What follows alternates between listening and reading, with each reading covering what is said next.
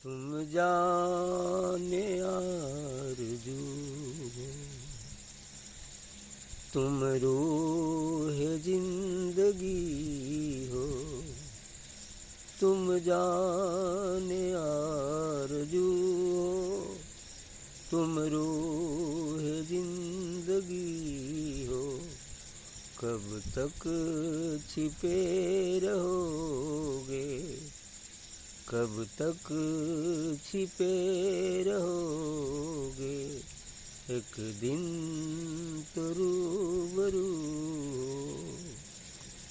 जिस खाक पर पड़े हो नक्शे कदम तुम्हारे, जिस खाक पर पड़े हो नक्शे कदम तुम्हारे, मैं चाहता हूँ मेरा, मैं चाहता हूँ मेरा उस खाक से वजूद हो।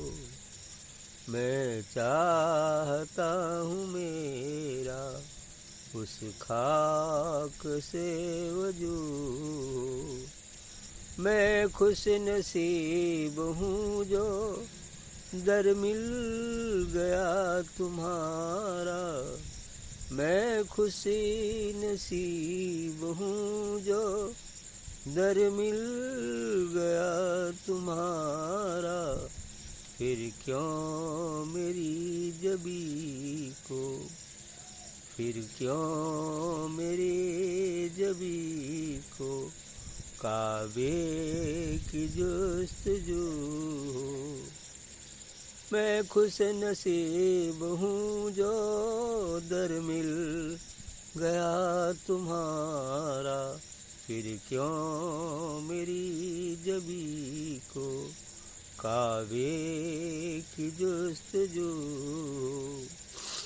मैं रिंद तो नहीं हूँ लेकिन मैं सोचता हूँ, मैं रिंद तो नहीं हूँ लेकिन मैं सोचता हूँ, दो चार घूंट पी लूँ, दो चार घूंट पी लूँ, साकी जो मेरा तुम हो, दो चार घूंट पी लूँ, साकी जो मेरा तुम हो।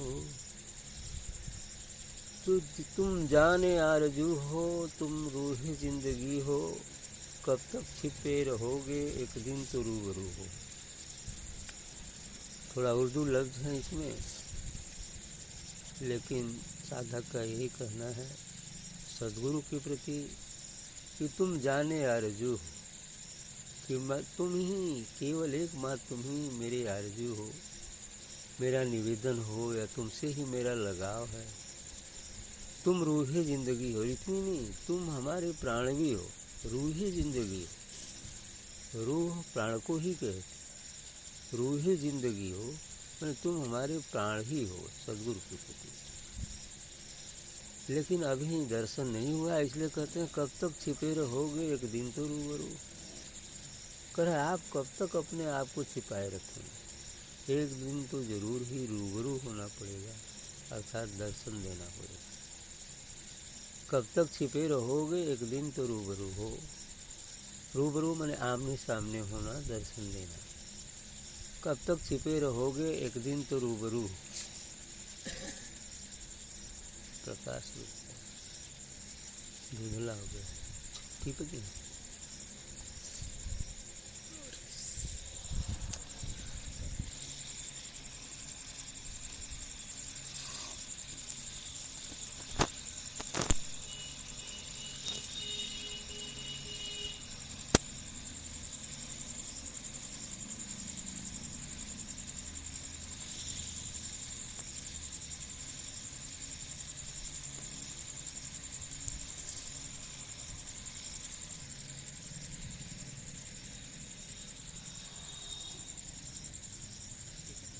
हाँ, तो ऐसा ही होता है। परमात्मा वह सद्गुरु यूँ तो हमारे अंदर ही विराजमान है, लेकिन फिर भी गुप्त है। अपने आप को अंदर में तो डाल रखा है, लेकिन गुप्त हो गया है ना।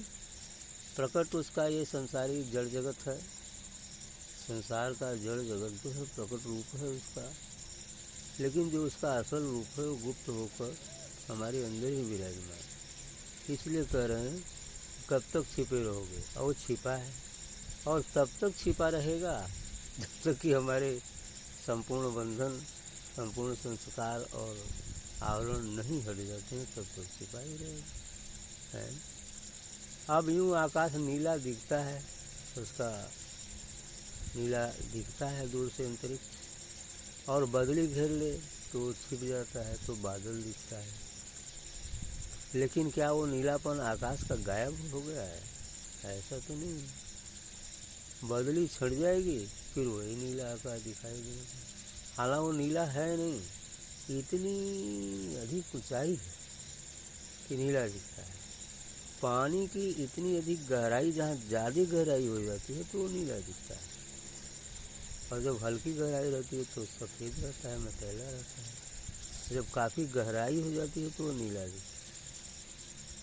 ऐसा गुण है, ये हमारी आँखों के रेच के कारण होता है। तो कब तक छिपे रहोगे, एक दिन तो रूबरू हो, एक दिन तो ज़रूर आप दर्शन देंगे, ऐसा इनको पूर्ण विश्वास है। आगे दूसरी बात कहते हैं कि जिस खाक पर पड़े हो नक्शे कदम तुम्हारे, कि जिस जगह पर आपके पद चिन्ह पड़ गए हैं, जिस खाक, राख या मिट्टी, कुछ भी, जिस खाक पर पड़े हो नक्शे कदम तुम्हारे, तुम्हारे ये चरण चिन्ह पड़ गए हों, कमलवत चरण आपके जहाँ पड़ गए हैं, तो मैं चाहता हूँ मेरा उस खाक से वजू हो। तो मैं ये चाहता हूँ कि उसी खाक से मैं स्नान कर लूँ ताकि पवित्र हो जाऊँ। वजू मतलब धोना, हाथ पैर धोना, पानी से वजू करना होता है ना। तो उसमें मुसलमानों में ऐसा होता है, जब वो नमाज वगैरह अदा करने जाते हैं तो ऐसे ऐसे धो लेते हैं, तो उसको वजू करना कहते हैं। क्या कहते हैं? वजू कर लिया। हम लोग हिंदी में क्या कहते हैं? हाथ पैर धो लेते हैं, ऐसे। तो जिस खाक पर पड़े हो नक्शे कदम तुम्हारे, जिस जगह पर आपके चरण चिन्ह पड़ गए, और मैं चाहता हूँ कि उस खाक से ही स्नान कर लूँ, वजू करूँ, पूरा खाक ही पोत लूँ पूरे बदन में, ऐसा। इसलिए वही बात है। तब मैं खुशनसीब हूँ जो दर मिल गया तुम्हारा।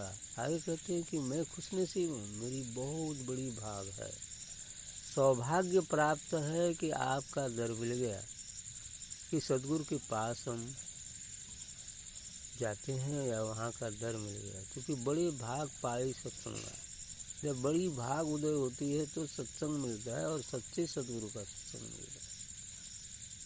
यह बात होती है। इसलिए यहाँ पर अपने कहते हैं कि मैं खुश नसीब हूँ जो दर मिल गया तुम्हारा, कि मैं सौभाग्यशाली हूँ, खुश नसीब हूँ जो सद्गुरु का दर मुझे मिल गया। क्योंकि ये सबके भाग में नहीं होता है, सबके नसीब में ये नहीं होता है सत्संग। बड़ी भाग पाए सत्संग, बड़ी भाग उदय होती है तो सत्संग मिलता है, वो भी सच्चे गुरुओं का। फिर क्यों मेरी जबी को काबे की जस्तजू, तो फिर मैं क्यों अब काबे की बात करूं कि काबे में जाकर हज करूंगा या वहाँ जस्तजू करूंगा। अरे सदगुरु जहाँ बैठा है वहीं काबा है, वही कैलाश है, वही हरिद्वार है, वही मथुरा है, सब कुछ तो वहीं हो गया है। फिर वहाँ जाने की जरूरत ही क्या रहती है? परमात्मा तो हर जगह विद्यमान है, जहाँ ही मस्तक टिक लो परमात्मा को याद कर लो, काम हो जाएगा, है ना। ऐसी ही बात है। इसलिए करें कि मैं फिर क्यों मेरी जबी को काबे की जस्तजू हो, तो मैं क्यों काबे के यहाँ जाऊँ, वहाँ जाके आरजू करूँ, है ना। जब आप मिल गए हो सदगुरु तो बस यही काबा है, यही हरिद्वार है, यही मथुरा है। मरिंद तो नहीं हूँ लेकिन यह सोचता हूँ, कहते हैं मैं आपका भक्त नहीं हूँ, मैं नहीं मानता कि मैं आपका भक्त हूँ। अब आप मान लेंगे तो गलत की बात है ना। मैं रिंद तो नहीं हूँ, लेकिन ये सोचता हूँ, लेकिन ये बात तो मैं ज़रूर सोचता हूँ कि 2-4 घूंट पी लूँ साकी जो मेरा तुम, कि मैं उस अमृत रस का 2-4 घूंट पान कर लूँ, इसलिए कि आप मेरे साकी हैं, है ना? आप मेरे साकी हैं, अर्थात गुरु हैं, और आपसे वो अमृत रस टपक रहा है तो 2-4 घूंट पी लूँ, है ना? यही तो होता है। यदि एक घूंट पी लो तो बहुत काफ़ी है ना? ये बात है, 2-4 घूंट पी लूँ साकी जो मेरा तुम हो, मेरे साकी आप हैं, तो इसलिए मैं चाहता हूँ कि 2-4 घूंट उस अमृत रस का पान कर लूँ। ठीक ठीक।